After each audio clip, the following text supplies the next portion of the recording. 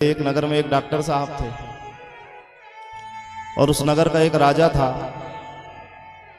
तो उस राजा को एक बार फोड़ा हुआ, वैद्य राज के पास आया, वैद्य ने उसकी दवा की, वैद्य ने बढ़िया दवा कर दी, राजा आ गए, 8 दिन आराम लग गया। 8 दिन के बाद फिर वो फोड़ा, फिर निकल आया, फिर राजा ने बुलाया वैद्य को, फिर 8 दिन इलाज किया, फिर 8 दिन तक ठीक हो गया।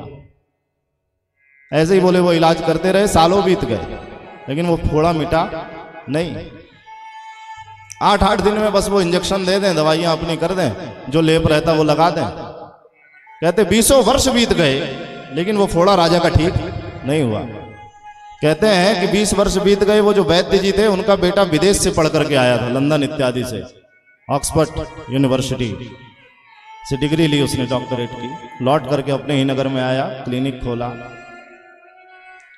एक बार वे राजा इसके पास आ गए, किसके पास? वैद्य के लड़के के पास।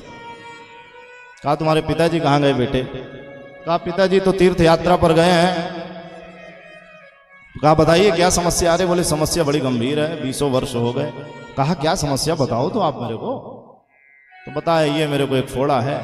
कहा कितने वर्षों से? बोले 20 वर्षों से। 20 वर्ष से? बोले ठीक नहीं हुआ? हाँ। बोले ठीक नहीं हुआ। उसने तुरंत अपनी दवाइयां निकाली, चीरा लगाया, कहा जाओ अब आने की जरूरत नहीं है। राजा एकदम स्वस्थ हो गया। लौट करके आए जब वो वैद्य जी, मिलने गए राजा से।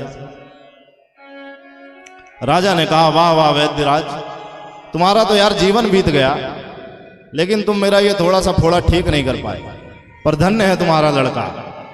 क्या बढ़िया तुमने उसको ज्ञान दिया, शिक्षा दी, कितना वह संस्कारी है। उसने देखो मेरे फोड़े को एकदम ठीक कर दिया।